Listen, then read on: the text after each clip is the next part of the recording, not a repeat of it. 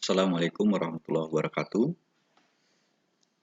Selamat pagi, selamat siang, selamat malam untuk seluruh Bapak Ibu guru hebat di manapun Anda berada.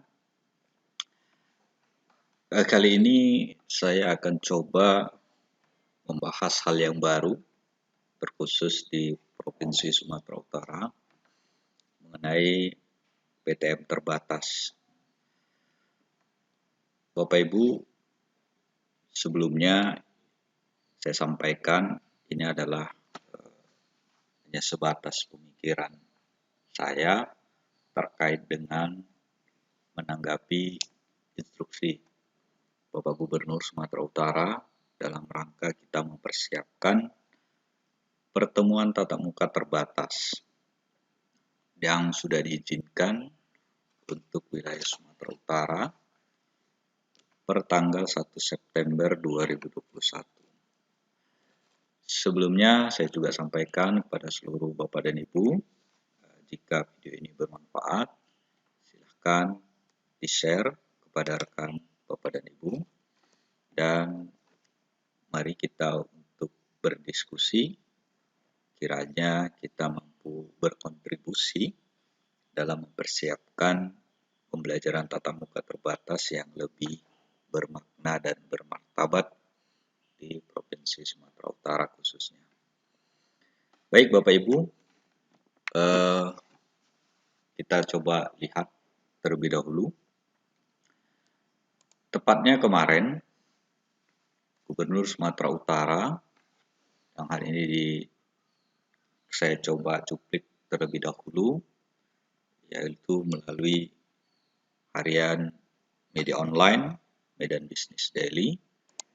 Kita lihat berita di medanbusinessdaily.com. Pada Senin 30 Agustus 2021, pukul 15.32 WIB, di berita harian online tersebut, sudah dilihat lebih dari 7.958 kali dengan berita berjudul Gubernur Sumut izinkan belajar tatap muka terbatas kecuali Medan, Siantar, dan Toba. Pada kesempatan ini, di dalam harian media online medanbusinessdaily.com ini, di sana dipaparkan instruksi dari Bapak Gubernur oleh Kepala Dinas Pendidikan Sumatera Utara, Bapak Profesor Saifuddin, dan Kepala Dinas Kominfo Sumatera Utara, Bapak Irman Umar, bahwasannya Gubernur Sumatera Utara sudah mengizinkan PTM terbatas di Sumut. Dalam hal ini berlaku mulai 1 September 2021. Ya, Bapak Ibu nanti bisa baca lebih lanjut ya hal-hal apa saja yang dikutip di harian media online ini. Selanjutnya,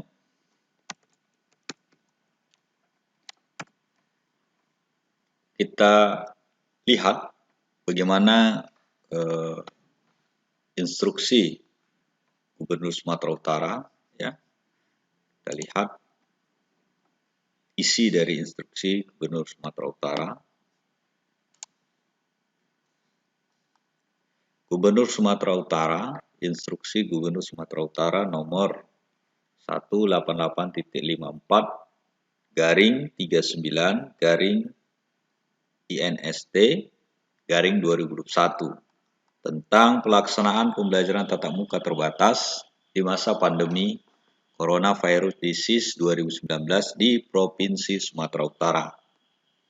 Gubernur Sumatera Utara menindaklanjuti hasil rapat koordinasi evaluasi pembukaan sektor pendidikan selama PPKM pada tanggal 26 Agustus 2021 yang dipimpin oleh Menteri Koordinator Bidang Kemaritiman dan Investasi Republik Indonesia. Dihadiri oleh Menteri Dalam Negeri, Menteri Pendidikan, dan seterusnya. Kemudian instruksi ini ditujukan kepada Bupati Wali Kota se-Sumatera Utara untuk ke-1, pelaksanaan pembelajaran tatap muka terbatas di masa pandemi Coronavirus Disease 2019 dilakukan dengan A. Memprioritaskan kesehatan dan keselamatan semua warga satuan pendidikan. B. Pembelajaran tatap muka terbatas dengan tetap menerapkan protokol kesehatan. Dan atau pembelajaran jarak jauh. Jadi di sini dibolehkan ya pembelajaran tatap muka terbatas, tapi juga dibolehkan jika ingin tetap melaksanakan pembelajaran jarak jauh. Yang kedua, untuk kabupaten kota dengan kriteria level 4, kegiatan pembelajaran pada jalur formal, kelompok belajar TK, SD, SMP, dan seterusnya, ini tetap melakukan melalui pembelajaran jarak jauh. Ya, artinya ada beberapa wilayah di Sumatera Utara yang masih dalam level PPKM level 4, jadi ini belum diizinkan untuk melaksanakan pembelajaran tatap muka terbatas. Yang ketiga, untuk kabupaten kota dengan kriteria level 3 dan level 2, ya, kegiatan pembelajaran pada jalur formal, kelompok belajar TK, SD, SMP, SMA, dan SMK, dan seterusnya, ya, dengan menerapkan kegiatan belajar sebagai berikut. A. Pelaksanaan pembelajaran di satuan pendidikan dapat dilakukan melalui pembelajaran tatap muka terbatas dan atau pembelajaran jarak jauh dengan kapasitas maksimal 50%, kecuali untuk SDLB, MILB, SMPLB, SMLB, MALB maksimal 62%.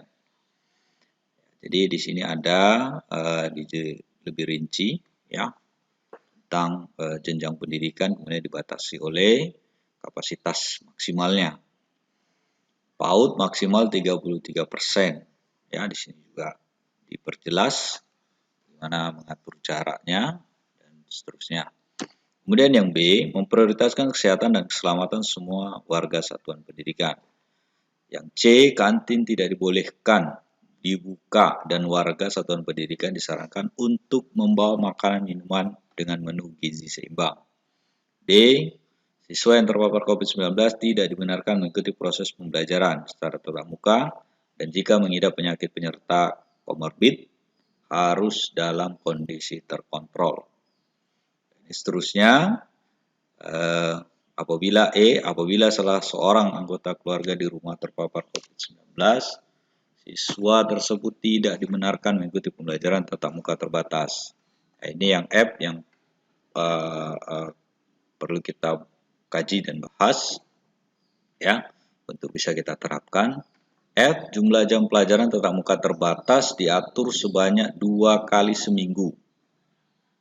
Ya, jumlah jam pelajaran tatap muka terbatas diatur sebanyak 2 kali seminggu dan 2 jam per hari dengan durasi 60 menit. 2 jam per hari dengan durasi 60 menit. Jadi kita lihat di sini di F ini ya diatur bahwasanya tatap muka terbatas diatur sebanyak 2 kali seminggu dengan ketentuan 2 jam per hari dengan durasi 60 menit. Kemudian ada poin G-nya, kepala sekolah, guru, dan tata usaha telah divaksin dan seterusnya. Khusus pada satuan pendidikan yang I, kita lihat dulu yang I, khusus pada satuan pendidikan yang berada di kelurahan desa zona merah tidak dibenarkan belajar tatap muka terbatas dan untuk sementara sekolah tersebut ditutup selama 5 hari. Baik, saya kira itu bisa dibaca lebih lanjut. Dan poin yang terakhir, yang ke-8, instruksi gubernur ini berlaku pada tanggal 1 September 2021. Yang menjadi poin pembahasan dan kajian adalah di poin F tadi, bahwasannya jumlah jam pelajaran tatap muka terbatas diatur sebanyak 2 kali seminggu dan 2 jam per hari. 2 kali seminggu ini artinya bahwasanya dalam 7 hari itu hanya diizinkan selama 2 hari untuk tatap muka terbatas. Kemudian dalam pertemuan itu hanya 2 jam, ya, 2 jam per hari. Nah, ini cukup menyulitkan jika seluruh kebutuhan kurikulum atau jam kurikulum ini dibagi dalam waktu 2 hari di dalam seminggu. Seandainya kita lihat di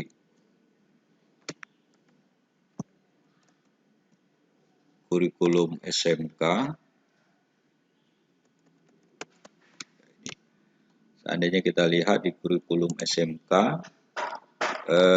dalam keadaan normal kurikulum untuk setingkat atau level kelas 10 SMK itu ada 46 jam. Kemudian kelas 11 dan 12 itu ada 48 jam. Bagaimana mungkin ini kita atur di dalam waktu 2 hari dengan komponen yang cukup banyak, ya, ada 46 dan 48 jam tadi. Nah, di sini saya coba membuat sebuah rancangan bahwasanya tidak selama 2 hari, tetapi selama 4 hari, yaitu dari Senin sampai dengan Kamis. Kemudian setiap harinya 2 jam untuk pertemuan tatap mukanya, jadi selama 4 hari berarti ada 8 jam. Ada 8 jam. Kemudian 8 jam dalam seminggu ini saya coba bagi kebutuhan jam pelajaran untuk setingkat SMK. Nah, di sini saya coba konversi, ya, konversi ini juga belum ada aturan bakunya untuk mengkonversinya, tetapi saya coba konversi bagaimana di dalam 4 hari itu saya coba 1 hari 4 jam pelajaran, jadi 4 hari ada 16 jam pelajaran. Nah, untuk kelas 10, ya, untuk kelas 10 saya coba konversi masing-masing mata pelajaran yang misalkan pendidikan agama 3 jam pelajaran seharusnya dalam kondisi normal, maka saya coba konversi ini menjadi 1 jam pelajaran. 1 jam pelajaran ini nanti hanya 30 menit, kalau di dalam keadaan normal 45 menit. Jadi normal 3 kali 45. Nah, di sini saya coba konversi menjadi 1 kali 30 menit. Nah, konversi ini belum ada acuan bakunya, hanya coba mengkonversi berdasarkan jam pelajaran yang ada, kemudian agar kiranya ini tepat di angka 16 jam atau kurang dari 16 jam pelajaran karena 4 hari, 1 hari 4 jam pelajaran. Kemudian didapatkan misalkan kelas 10 ya dengan agama tadi 1, kemudian seluruhnya muatan nasional 1 jam, muatan kewilayahan 1 jam, muatan dasar bidang keahlian 1 jam, kemudian di C2 ini ada yang 1 jam dan 2 jam, di sini ada dasar listrik dan elektronika 5 jam, saya konversi menjadi 2 jam pertemuan tatap muka, dan akhirnya dapat di total 15 jam. 15 jam ini berarti cukup untuk 4 hari, masih ada 1 sisa jam pelajaran, karena 4 hari itu 16 jam pelajaran. Begitu juga kelas 11 dan 12. Nah, seperti ini saya konversi. Kemudian dapatlah nanti akhirnya jadwal tersebut, misalkan saya sudah atur jadwal, ya saya masukkan sebuah aplikasi saja biar cepat, times table 2019. Nah di sini misalkan saya atur ini dia setiap kelas 10 tadi 15 jam, kelas 11 dan 12 itu ada 16 jam, 16 jam pertemuan. Nah, kemudian saya atur dari Senin sampai dengan Kamis, sehingga didapatlah jadwal yang seperti ini. Misalkan kita lihat per kelas, jadwalnya menjadi seperti ini ya. Misalnya 10 TKR1, Senin sampai dengan Kamis, seperti ini. Jadi ini hari Kamisnya ini kosong, ya karena kelas 10 tadi 15 jam hasil konversinya. Jadi ini adalah 15 jam. Nah, bagaimana ini bisa mengakomodir atau paling tidak bisa maksimal proses pembelajaran ini? Tentu proses pembelajaran ini serta-merta tidak hanya memfokuskan pada pembelajaran tatap muka terbatas, tetapi kita harus menggunakan blended learning. Dalam hal ini adalah pengaplikasian flipped learning. Artinya kita harus memahami proses pembelajaran di sekolah, diharapkan itu kita menggunakan model dari flipped learning.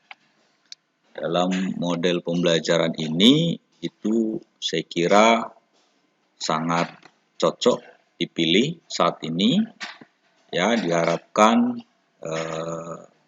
siswa itu tetap nantinya belajar di rumah, ya kemudian menggunakan konten-konten online yang sudah disiapkan oleh guru, sehingga di rumah siswa tetap kondisi belajar untuk memahami dan mengingat atas konten atau materi pelajaran yang diberikan secara online. Kemudian diharapkan hadir ke sekolah. Pada saat hadir ke sekolah, nantinya di kelas tersebut akan ya didapatkan oleh siswa yang siswa itu terjadi analisis, kreatif, aplikatif, dan evaluasi.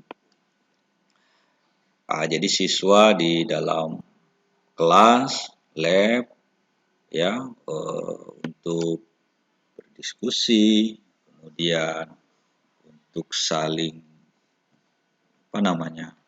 menguatkan pemahaman, ya